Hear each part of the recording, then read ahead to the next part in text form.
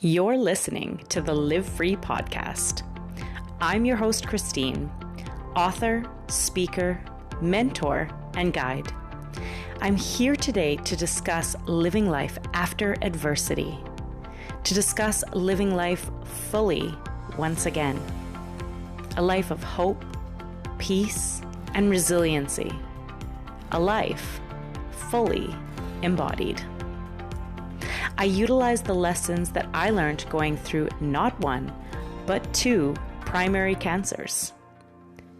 I'm here today to guide you to your joy, turn your pain into power, and lead you back to yourself.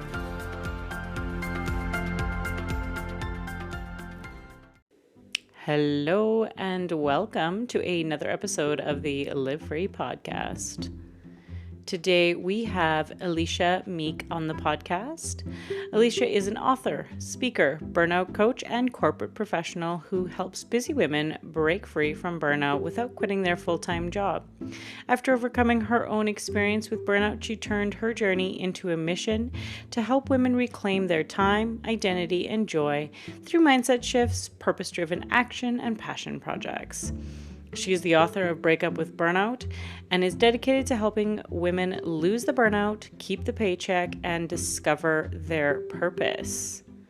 Elisha is a fantastic guide on helping us not walk away from what's going on in our lives, whether that be the corporate job or professional, whether that be your job or career, or whether that be the experiences that you're going through that you have no control over.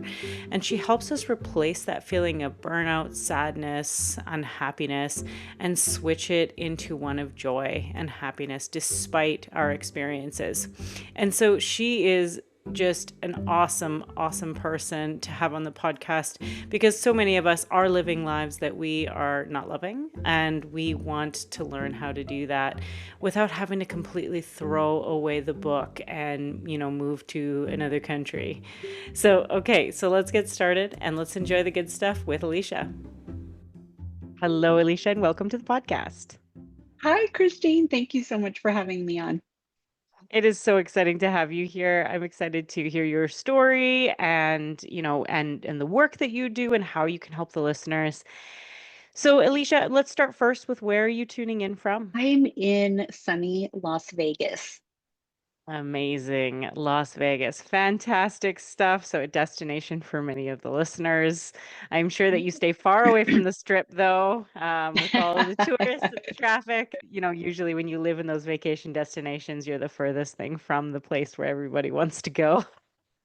I really am. I live and this is home for me. I'm a local. I've lived here my entire life, Christine, but I do live probably 45 minutes out. I'm actually in a suburb called Henderson, which is at the base of the mountain, but I love it. And yes, I spent many of years playing tourist on the strip and having all the fun, but yes, I did stay away as far as possible Yeah, nowadays. fair. Yeah, Have yeah. you ever been? I have, yeah, yeah. I did. What was it? A stagette, typical stuff. I was there for a stagette. I was there for a work conference. I've been there a few times, but once you've seen it, you've seen it. Yeah. Good stuff. Well, that's great. So let's start first here, Alicia, with who is Alicia and what brought you to the work that you do? Thank you, first of all, Christine, for having me on today. And Mhm. first and foremost, I'm a dog lover. I know that really doesn't, say much about my work, but really to the core, that's who I am. So that's always how I start introducing myself. And that's what most people know me as a dog lover. But professionally, I've been in talent acquisition for almost 20 years. I've been with the same organization for 18 years this month in corporate in a corporate recruiting position, But that is just my day job. My true Mhm. passion comes from my authorship and my coaching. I wrote and published a book, my first book, about 2 years ago, and now I'm working on my second book called Breakup with Burnout, which will be, I'm sure, a huge topic of what we talk about today. And that will be published in less than 90 days. I'm almost at the Ah, finish line, and it comes from congratulations. personal experience. Thank you. Thank you so much.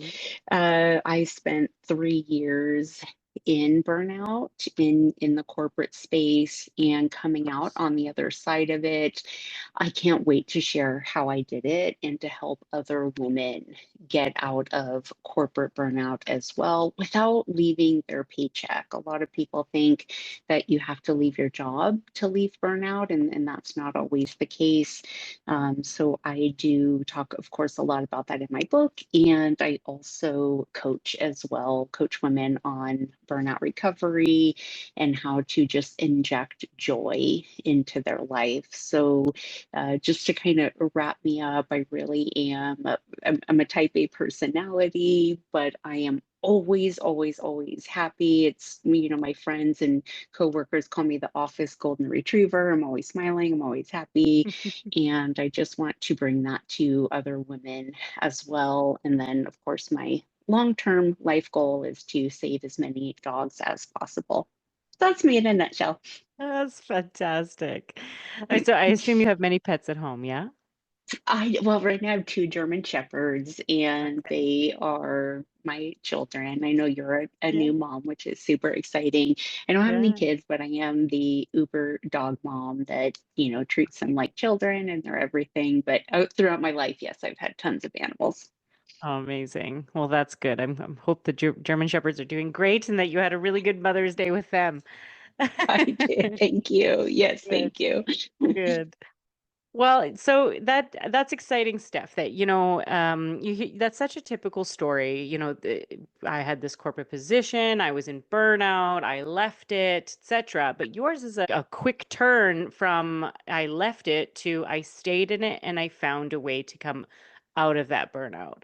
So a lot of our listeners, Alicia, are not necessarily corporate, but they are absolutely in burnout. We have a Yep. lot of people who they're in, health burnout with in and out of hospitals all the time. They're in burnout in their marriages. They're just in burnout, right? And so I'm wondering if your work translates to that sort of burnout as well. Would you say that you can kind of stay in those areas through necessity or interest, but you can still rise above this burnout? Yes, such a great point, Christine. I'm glad you brought that up. And I actually have a paragraph in the very first introduction of my new book that states, although a lot of what I'm talking about in the book is geared towards corporate burnout, because that's where my experience was, my framework, my teachings, my lessons can apply to any state of burnout. And I literally state that burnout is not just exclusive to the corporate space. It could be in, as you mentioned, in health. You could be burnout in a relationship, in a friendship, in adulthood, in motherhood, in parenthood, in a health scenario, and not even in a corporate space, but any job that you're in. And I Mm. associate burnout with just doing the same life lane for so long without any joy being put Oh. back into your life. So it's almost like you're expelling all this energy, and sometimes it's, you're frustrated, you're overworked, or just unfulfilled in the spot that you're in. And so my teachings can help you not necessarily get out of the situation you're in, but get out of the burnout. Mm. Okay. What you just said there really stopped me. Because I often associate burnout with too many hours, not enough sleep, etc. But you're associating burnout to, I assume that, but also, and by extension, burnout being in a space that you've been in for a very long time that is not that there is no joy. And so let's just like simmer on that for a second, because that's perking my ears, and I'm sure that anyone Okay, listening's good. going like, okay, I've been feeling really burnt out too, and I haven't had any joy either. So let's just simmer on that. Tell me more about that. Yes, absolutely. And you're so right. I do want to touch on something you said that most burnout, when people think burnout, it is too many hours, overworked, and just too many hours, which, yes, that is burnout. But burnout is also not having any joy, being unfulfilled, unsatisfied in your current space, whatever that may be. And I've lived that, and I'm sure many of your listeners have, or either are living that right now. And my whole purpose in my book and my coaching, no matter what state of burnout you're in, is to bring joy back to your life. And the way you do that, and it's going to be really subjective to each individual listener, because joy comes in many different forms to many different people. And what I teach and what I personally learned is joy comes from doing something that makes your what I say, your heart sparkles. So for me, it's my dogs or my writing. Whenever I'm writing or I'm with my dogs, I am in just the most joyous state mentally, emotionally, spiritually. That is where I find my joy. But that's not, for everyone. Some people find their joy with their children, or in dancing, or painting, or swimming. There are so many, I've had so many of these conversations, Christine, and I like to ask women, or any profession I speak with, is what is your one thing? And some people know it right away. Like I said, they'll say, "Oh, I'm a writer, or I'm a reader, or I'm a swimmer, I'm, whatever it may be." But there's a lot of people that don't know what brings them joy, and they're not broken. True. That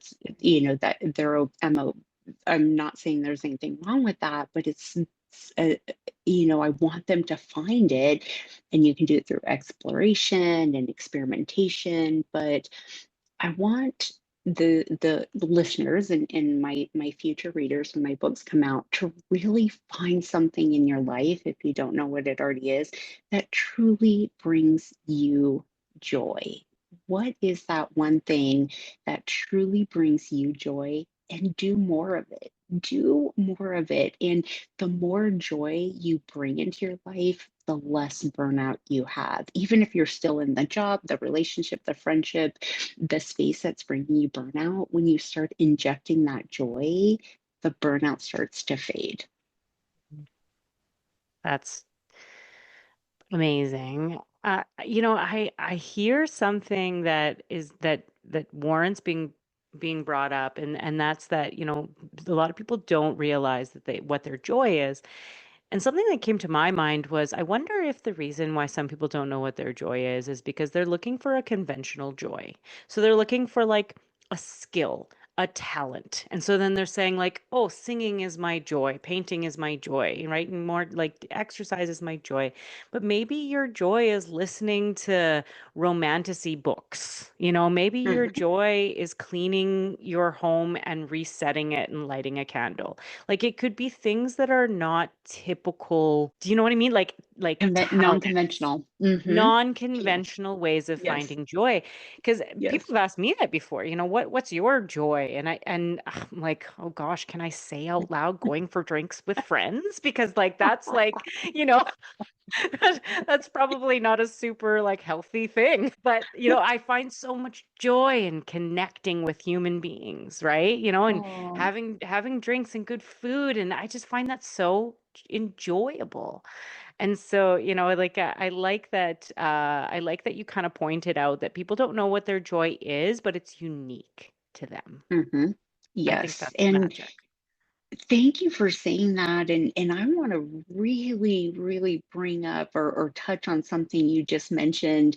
And right before you said, is it okay if I say going to drinks for friends? And I think a lot of people have that same feeling is, am I allowed to feel joy doing this if it's not conventional? And I'll say, Christine, if that's where you get your joy, girl, do more of that. And, I always say, as long as you're not harming yourself or anyone else, then your joy, it shouldn't matter what anyone else thinks of how you get your joy.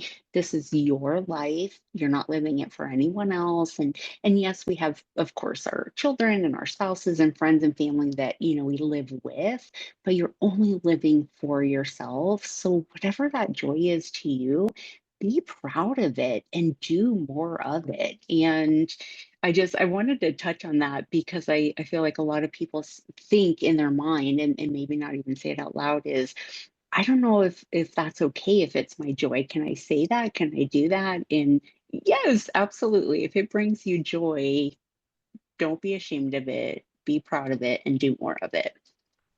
Uh, I think that let's just repeat that. If you don't be Yeah. ashamed of it, do more of it. Yes, yes, absolutely. Cheers. And I want to say that a lot of people probably share that, Christine, with you. Going out, the human connection, eating. You said one thing that I mean perked up my ears. I get joy from food and the act of eating and just enjoying the sustenance. I know some people just eat to satisfy that, human need, but I eat to enjoy. I love food and more sweets and bakery type sugary items, but Love I it. love food. And so when you said that, drinking and eating and connecting with friends, I think that's a very acceptable and a part of joy that I'm sure many people would share with you, Christine. Yeah. Yeah, certainly. For sure, for sure. Yeah, my joys are definitely very atypical. I love cleaning my house. People are like, We "What?" will get along. Yeah, no. Yeah. When you Pardon? said that, I thought she's speaking to my heart because Yeah. again, I am very obsessive compulsive about cleaning. My cupboards look like the grocery store where everything's facing the same Same. way. Love Hmm. cleaning, and so that when you said that, I thought she must like that, and I like her for that. So yes, Yeah. that may not be conventional. That's a perfect example of maybe that's not conventional, but if it brings you joy, hey, Good. Do be it. proud of it. Hmm. Okay. Yeah. So cool. I love this. I'm sure that the person listening's going like, you know what? I have some joy in this, and I never really thought of that as joy. So, thank you for bringing up that really important differentiator that many people don't bring up. You always hear that. What brings you joy? Is it yoga? Is it painting? Is it you hear those things, but it's always just kind of just flies over your head and you're like, okay, yeah, but I don't really have any talents, so I don't know, right? And so I really Hmm. enjoy the rawness and the realness of that. So what is the function of this joy? So when joy comes into play for you and you find your own specific unique joy, you said burnout dissipates. Hmm. So what is the function of that? Like how does it play into the dissipation of burnout? So I see the opposite of burnout is peace of mind.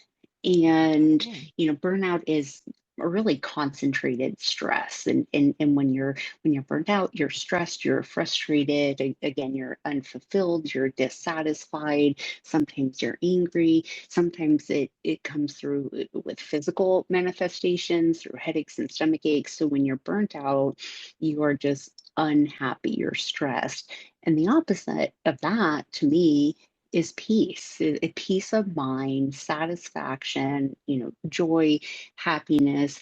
And when you start bringing more joy into your life, when you start doing more things or that one thing over and over that bring you joy continually, it's bringing peace into your life. It's cutting out the stress, it's cutting out the frustration, and even in a moment if you're sliding back into that burnout feeling, even just thinking about doing the thing, like, oh, later, I'm going to use the cleaning one. So as we talk, just as an example to move forward, Christine, I'm going to use that cleaning the house as an example. So even when you're thinking about it, you start to pull away from burnout or the feeling of stress of burnout because you know that your life has joy. And so that and I see it as, burnout attacks the whole body experience, which is the brain, the mind, or the brain or the mind. I use those interchangeably, but the brain, the body, and the soul. So once you start doing something that brings you joy, gives you peace of mind, that joy when you're doing it or thinking about it also relaxes your body, your shoulders set back, you take a deep breath, you lose that frustration in the jaw or the tightness, you just relax in the body. And then in the soul, you feel fulfilled. Your identity is full. You feel good on the inside. And so when you start putting more things in your life that bring you joy, you start cleaning the house more, whatever that is, joy to anyone listening, you start to pull away from burnout, and it doesn't happen right away. I want to point something out, Christine. I think I don't want the listeners to think, oh, good, I'll go do my joy and I won't be burnt out anymore. But it really does take weeks, months, and sometimes even year of continually putting small pieces of joy into your life that accumulate that will eventually pull you out of burnout completely. But although it doesn't happen overnight, it will eventually bring you peace. Okay. I'm seeing a lot of imagery of like fill your cup, right? And so when you talk about filling your cup, it seems almost like there's only so much you can take in your life, for example, if I were to give a kind of a metaphor. And if the cup is mostly full of stress, anxiety, things that bother you, not enough, too much work, etc., and unhappiness, then your peace goes down. But what you're saying is that we're filling our cup, therefore giving less room for that, stress and that burnout to fit into that space, right? So I'm kind of hearing that it's the kryptonite, it's the anecdote to your burnout, but it could take time. Well said. And yes, thank you for pointing that out. Love the kryptonite. That is such a great metaphor. I'm gonna have to use that. There you But go. yes, I am. I love that, the kryptonite. And you're so right. And a lot of times it's really what we focus on. Of course, when we're burnt out, it's hard to focus on the things that do bring us joy because we're wallowing a lot of time. And And when you're burnt out, you're stressed, it feels like every tiny little thing frustrates you even more. And I say this from my personal experience and the women I've coached and worked with. I remember being at work and again, I'm a naturally happy person, just been that way my whole life. But during my state of burnout, the tiniest things would frustrate me. Someone else's mood, a short email, innocuous things that should not make me frustrated made me so frustrated. It and that's in burnout, it's hard to get out of that. You're stuck in that. And that again brings up when you just have to inject it in small, just fill your cup. I'm gonna use your metaphor, just small little pieces of joy at a time. You start building them up and you start doing them more. And then, your focus goes or energy flows where your focus goes, right? So if you start focusing more on the joy, then your energy is gonna be more joyful. And Mhm. you'll start pushing, I guess, pouring more of the frustration out and pouring in more of the joy in your cup. So, yeah, great metaphor, Christine. Well, thank you very much. I have a million questions, but I think the one that I'll start with is in the process of your burnout, you infused more joy. Did you have to take days off? Did you have to, take a vacation? Did you need more sleep? What was some other components that helped you move away from the burnout? Because I'm thinking about, like, for example, we've got I myself am a cancer patient, so that's where, not currently, but that's where my mind goes. Someone who has to Okay. continually go to these appointments, right? They're just appointment, appointment, appointment, like it's bad news after bad news. That's not going to stop, right? And so we can infuse joy into our lives, and we can start to feel more peace slowly with time by having more moments of joy, but we can't stop the appointments. And so I think about you can't stop the work. You have to work. Mhm. So Mhm. talk us through that component of what you went through. So you didn't actually leave your job. So talk us through how continuing to do the thing you don't like can be helped in some way. Yeah. Great question. Great question. And from my experience, the work that I was going to, it was my entire identity, Christine. I had nothing else. And again, I'll repeat that I have my family and my dogs and my friends, but my job was my everything. It was what I had tied my entire worth to. And I'm going to sort of Mm. associate that with what you spoke of when you have going to cancer appointments or any type of appointments. Sometimes it feels like that's your only thing, that you feel like that's your entire identity. I don't have anything outside of that.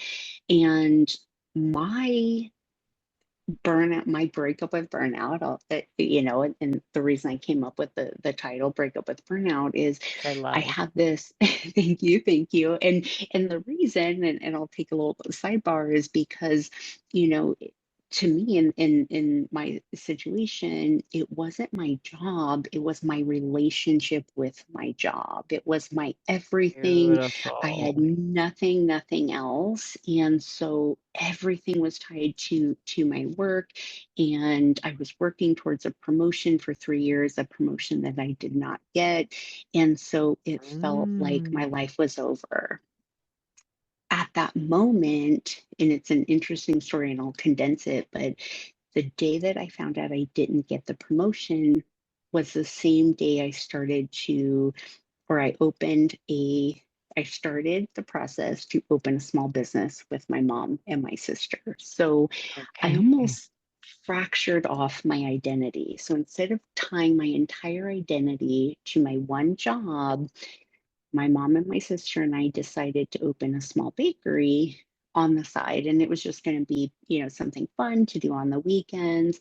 But as soon as I had something else, Christine, in my life to put that focus on, put that attention to, I realized I wasn't just employee number one, two, three.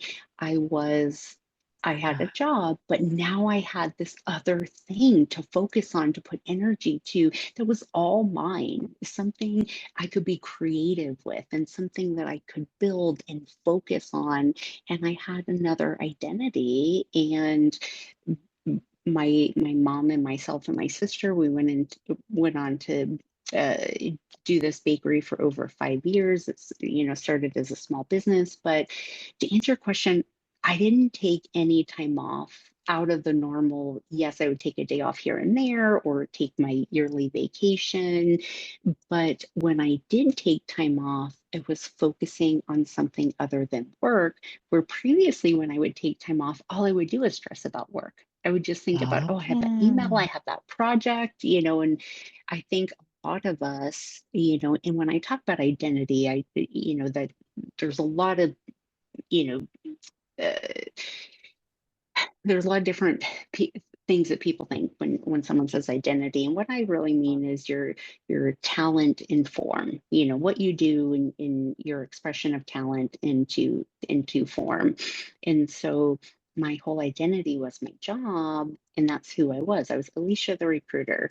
But then when I started a small business, I was Elisha, the entrepreneur who also had a full-time job. And so I didn't have to take extra time Love off, but that. I just gave myself something additional that was Mm. all mine in my life. Wow. Oh, I've got goosebumps just listening to that because Oh, I thank heard you you. say where focus goes, energy flows. And so that's what I heard you say focus a million times in this last explanation. And I love that because what it was is it was not your job, it was your relationship to your job, to quote you, and how you changed your focus. And that's what made the difference for you. And I'm just thinking about all of these places in life that we do that in so many ways. I'm unhappy in my marriage because I am an unhappy wife, and my husband is unhappy and everything is unhappy, right? But that doesn't necessarily mean it's the marriage. It could potentially, I mean, it also could be the marriage, don't get me wrong, but like Sure. it could potentially be the focus on the Yes. unhappiness of the marriage. This just feels like just sparkles. To Yeah, quote you, what makes your I love soul the word sparkle? sparkle. Like Yes, yes, this yes. is this is a huge point of joy for me, just having these realizations. How fantastic is that? Oh, I love this. Oh, anytime I can even put 1% joy in someone else, that gives me joy, truthfully. That so Christine, to hear you say that. And it is true, and it's no one's fault. I don't want, any of the listeners thinking like, "Oh my gosh, it's my fault. I've been focusing on this thing." No, no one ever told you you can focus on something else. And we all learn life lessons along the way, but as soon as I'll tell you, Christine, the day I didn't get the promotion was the exact same day I texted my sister about starting a small business. And just the thought of starting a small business pulled me out of my lowest low that I had been in my career, and I now I had something to look forward to. And again, we talked about this earlier, it's not going to happen overnight, and I it took me, a year to even build the small business, but every time I would just work on it for 20 minutes, it was giving my focus something else. And again, I just wasn't obsessing over work anymore. And so the again, it's focus. Thank you for pointing out. I was realizing how many times I was saying it, but it's I so loved it. important and so paramount. It's so paramount to, be able to change your focus. And that does take time. That's where, work comes in, of having to redirect your own thoughts. When you start spiraling, you have to really train your brain to be able to put your focus where it should be, in a place that makes you happy and joyful.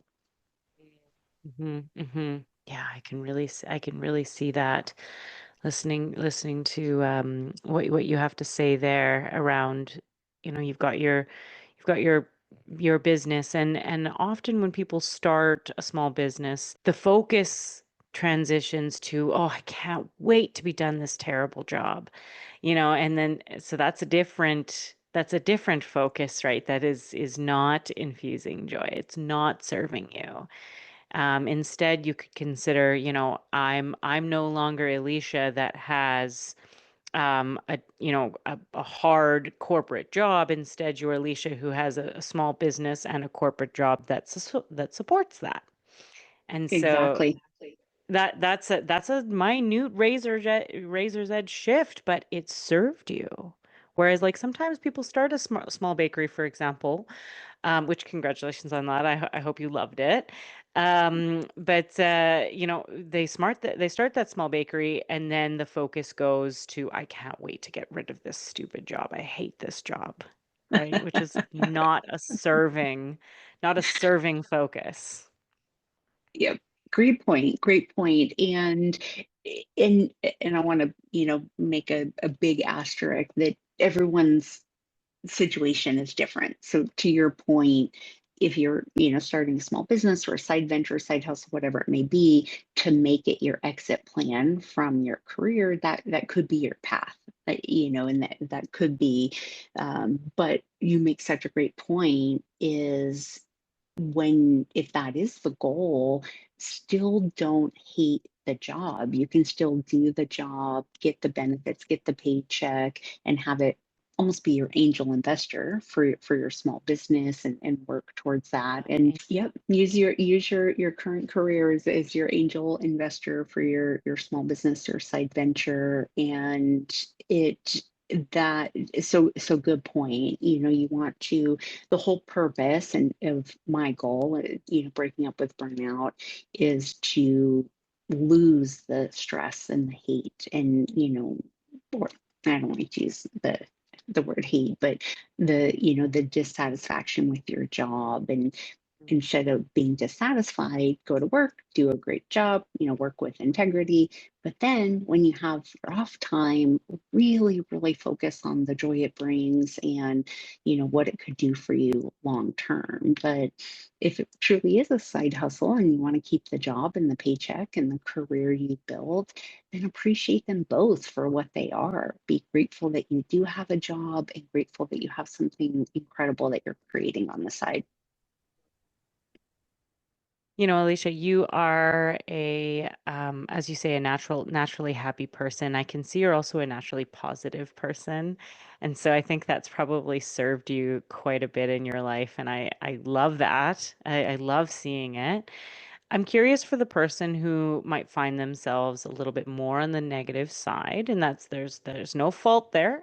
We have upbringing, we have people who bring us to be really positive and happy. We have, personalities, we have gifts, etc. Everybody is different. But for somebody who's a little bit more on the negative side, what might say to them in terms of like helping to find focuses that are more positive, but it might not feel natural to them at first? That's a great question, and thank you for saying that. I want to give a appreciation to my mom, who I'm a mini her, who made me who I am. And unfortunately, she's no longer with us. But anytime I can give her a Yeah. shout out, I will do so because I am a mini her. I am who I am because of her. She was always so happy, so Good. grateful, and so positive. So for someone that maybe not have that mindset, and I have some close friends that just and I don't even really call them negative, I call them cynical, and they know That's that fine. and we Yeah. laugh about it, right? But one thing I can say that is a big shifter, in one person I can remember helping specifically is the act of gratitude.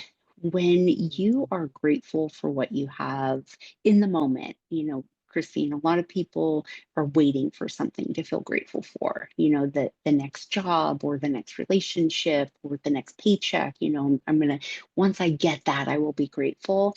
I want to ask your listeners to be grateful now. And of course, I don't know everyone's situation out there, and Of it, course. it could be bleak, but we all have something to be grateful for, even if it's the ability to hear this podcast or, to be able to speak or have all your limbs and your fingers and be alive, have shelter, have food in the cupboards, and, just be grateful for what you have and more things.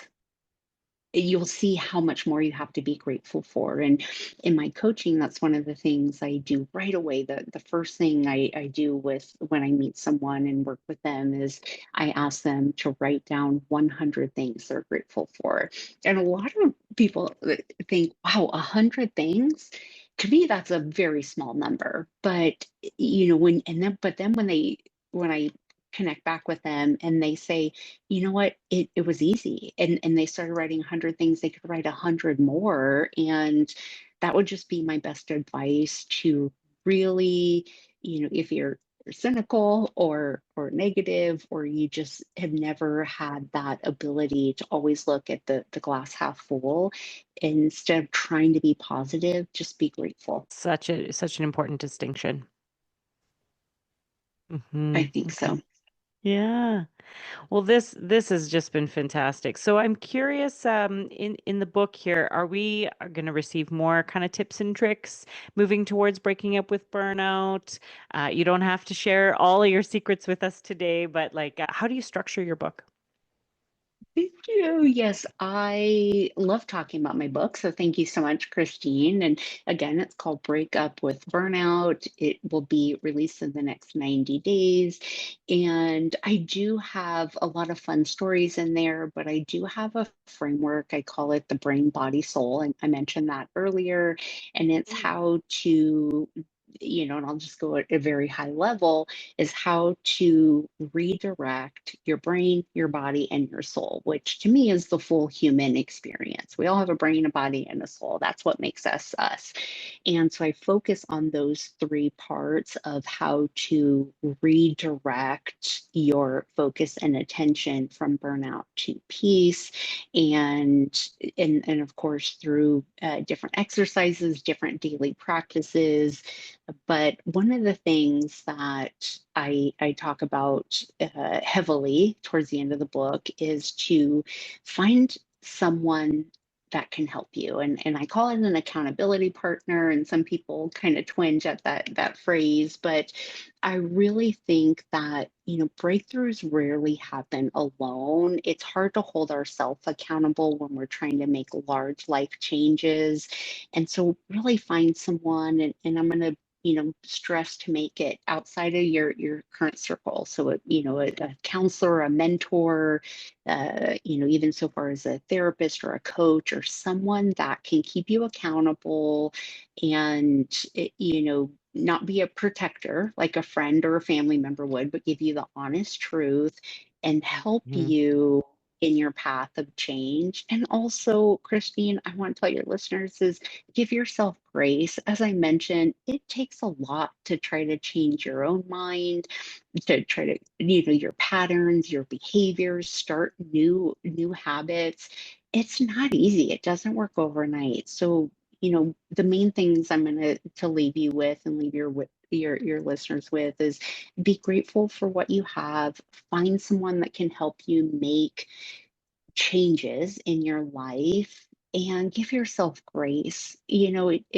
Small habits, small changes every single day make big impacts in the long run. Powerful first steps for, the person who's kind of coming into this and feeling like that burnout, that unhappiness is just so overarching to give the advice you've given. And I really want to capitalize on that. Give yourself grace. I mean, a lot of these kind of cheesy isms that everyone says, they're out there for a reason. And sometimes going towards the simple act of just giving yourself grace can be a huge proponent for change. So, thank you for that aspect as well. So, okay. So, I guess my next question would be, with your book, where I know you've written another one. So, what's the first one called? It's called Meek It Happen. My last name is Meek, and it's a little play on words. And it's about really finding joy in everyday life, but also accomplishing large life goals while dealing with the responsibilities of daily life. Have it right Okay. here. Make it Oh, happen. amazing. That looks, oh yeah, there we go. It's yeah, cleared Yep. up there. That looks very cool. So I'm so with the Meek It Happen, would you say that they're subsequent? Like, would you read the first one first in order to read Breakup with Burnout, or could you read them separately?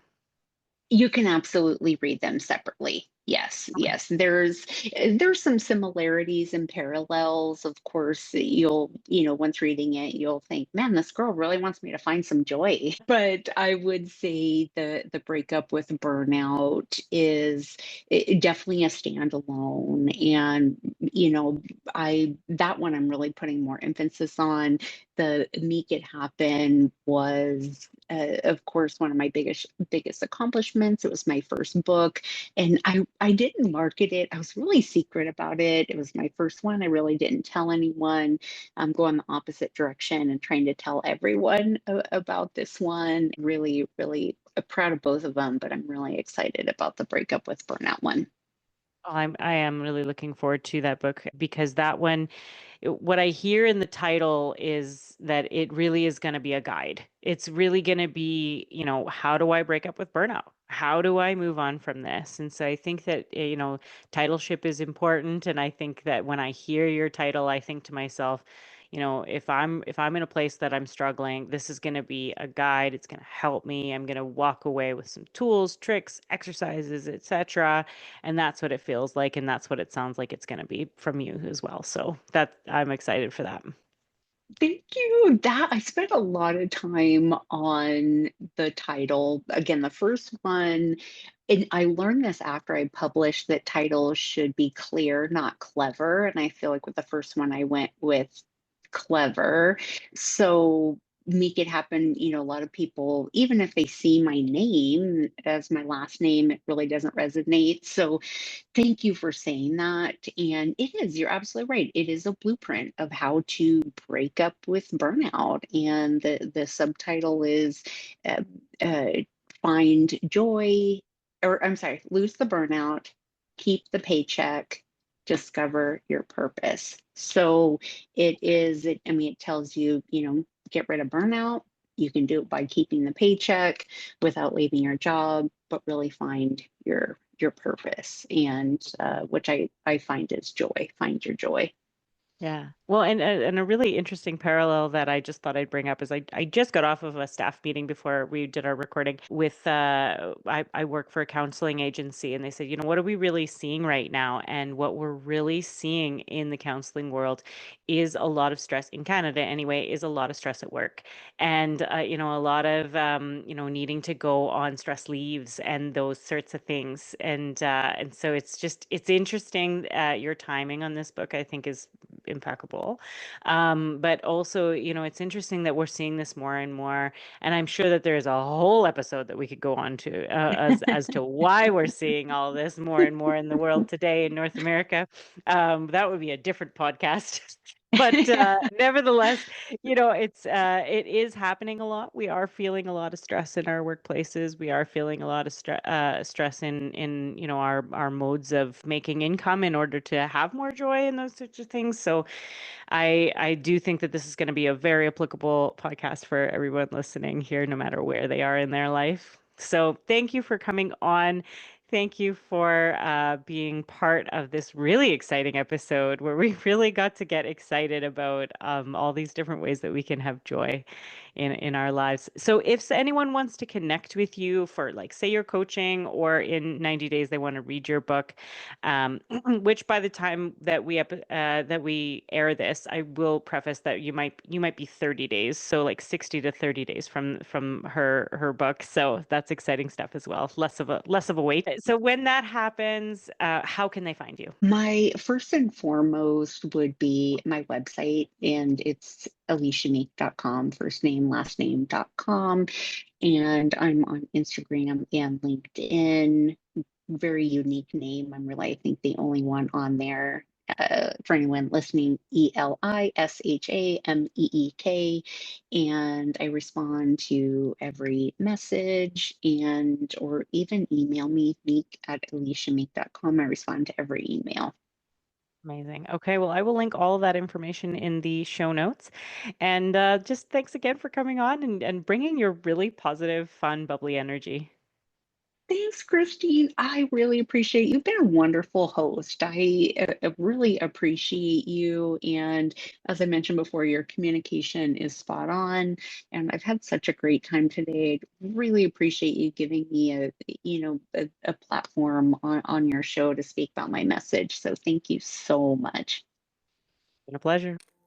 Thank you so much for listening. If you loved this last episode, then consider rating the podcast. Those few seconds that it takes makes a huge difference.